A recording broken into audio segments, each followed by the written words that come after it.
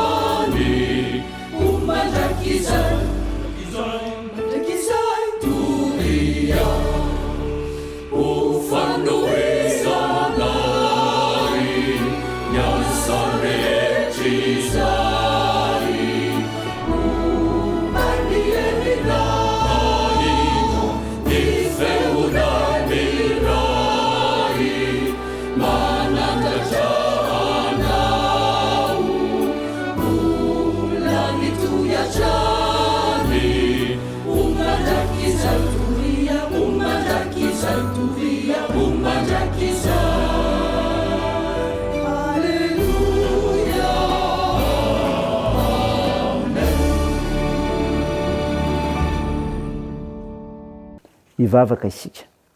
Ry Jehovah Tompo Andriamanitra io, Andriamanitra ny fanantenana ianao, fa mahay mampaiky ny olona rehetra ny famonjena ataonao no ny serinao. Misaotra sy midera, eny mankalaza ny anaranao, masina izay, koa mivavaka aminao, Tompo, mpanota mandry izay, koa mangataka famindramponao, mamindrafo aminay, mamela ny erikay, hafa ao izay. Feno fananao masina izay anazavana ny fanambarany teninao, fa mila mahandry ny amin'ny fahatongavanao izay, ary tokony hanatoetra mendrika ny amin'izany. Aminaran'i Jesosy Kristy no angatana izany vavaka izany. Amen. Ny mofinaina ho antsika amin'ny teny ity ry havana malala dia hitanao amin'ny epistily ho an'ny Hebreo. Hebreo 10 ka ny andininy 2:30 ka hatramin'ny 7:30. Mivaky toy izao aminaran'i Jesosy. Fahatsiarovy ny andro fahiny izay naharetanareo ny ady mafy tamin'ny fahoriana rehefa nohazavaina ianareo. Indraindray raha natao fizahano ny fanaratsiana sy ny fampahoriana ianareo, ary indraindray koa raha tonga naman'izay azon'izany, fa sady niara-niaritra tamin'izay ny fatotra ianareo no ny faly raha norobaina ny fanahinareo, satria fantatrareo fa ianareo dia manana fananana tsara lavitra sady maharitra. Koa aza manary ny fahasahianareo izay misy valy lehibe, fa tokony hanana faharetana ianareo mba hazonareo izay lazay ny teny fikasana rehefa vita nareo ny sitrapon'Andriamanitra. Fa rehefa afaka kelikely dia ho tonga ilay ho avy fa tsy tarehetrehitra, ary ny oloko marina dia ho velo ny finoana. Fa raha mihemitra izy dia tsy sitraky ny fanahy. Fa isika tsy mba naman'izay miemotra ao amin'ny fahaverezana fa naman'izay mino ao amin'ny famonjena ny fanahy. Amen. Ray masonao maramasinanay ny fahamarinana, iteninao ny fahamarinana. Amen. Ry havana malala, manonona ny fiadanany tompo mandrakariva ao aminao ry havana, mba ao aminao amizonao mandray ny havatra tsara indray ny amin'ny tenin'Andriamanitra. Nofinaina vakina tamintsika teo, henitsika teo, ny Hebreo 10:2-3 ka hatramin'ny 7:30. Efatra izay niorenan'ny fiangonana dia miara-dalana ampino hatrany ny fisedrana samihafa izay sedrana ny finoana. Eto, ny epistily dia mampianatra ny mino ahajoro manoloana ny zavatra sarotra samihafa. Ao reny ny finoana ka mijoroa amin'ny fahasahina. Mijoroa amin'ny fahasahina. Maro ireo mpianatra no kivy rehefa nolazon'ny ady amin'ny finoana sy fijoroana vavolombelona. Tena misy mihitsy aza ny mandao ny finoany fa tsy mahasedra olana. Ao ihany koa anefa ireo izay mitraka hatrany ka na inona mitranga na inona miseho dia samy mijoro hatrany naneo fa nanana fanantenana velona no Jesosy velona. Ny tena mino dia mandroso hatrany, tsy ketraka na voasakana fa olon'ny fioharana sakana. Mahatoky an Jesosy ilay nandresy ary zanaky ny mpandresy.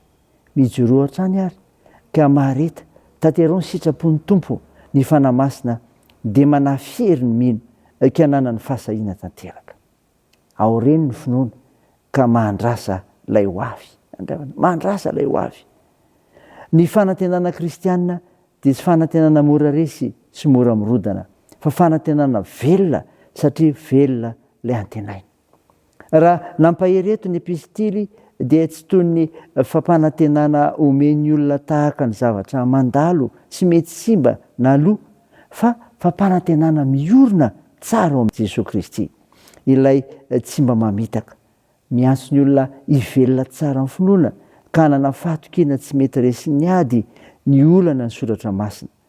Ary mitaona mba hijoro vavolombelona fa tsy diso ny fianteherana amin'Andriamanitra. Koa na dia mety ho marary aza ny ady hatrehana dia miandry ampitoniana ilay fananganana anaka ao amin'ny fiainana marak'izay. Kaoka haritra hiandry ilay ho avy dia Jesosy Kristy tompo isika. Saina izany ry havana, dia an'Andriamanitra hery ny voninahitra. Amen.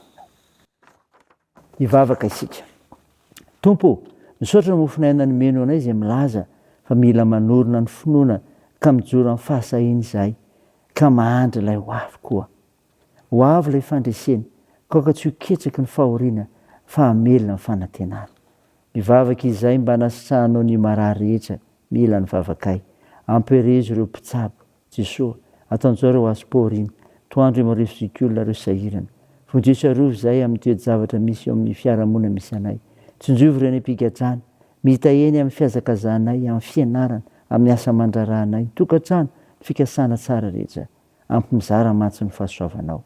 Tompo, tahiso arovo ny firana anay, aminaronao Jesosy Kristy mpamonjy anay, anaovanay izany vavaka izany, miaraka amin'ilay vavaka nampianarina anay manao hoe: Ranay eo izay any an-danitra, ao masinina anie ny anaranao, ho tonga anie ny fanjakanao, atao anie ny sitraponao ety an-tany ho tahaka ny any an-danitra. Meona an'io izay anona sahaza ao anay, ary mamela ny elikay tahaka ny namelanay izay meloka taminay, ary aza mitondra anay amin'ny fakapanahy, fa manafanay amin'ny ratsy, fanao ny fanjakana sy ny hery, ary ny voninahitra marak'izay. Amen. Raha izay fotoana ry havana nitsodrana todranao aminaran'i Jesosy Kristy tompontsika. Ny tompo fiadanana anie, hanome anareo fiadanana amin'ny zavatra rehetra, ho aminao rehetra anie ny tompo. Amen. Dio an'Andriamanitra irery ny voninahitra amin'ny anaran'ny Ray sy ny Zanaka ary ny Fanahy Masina. Amen.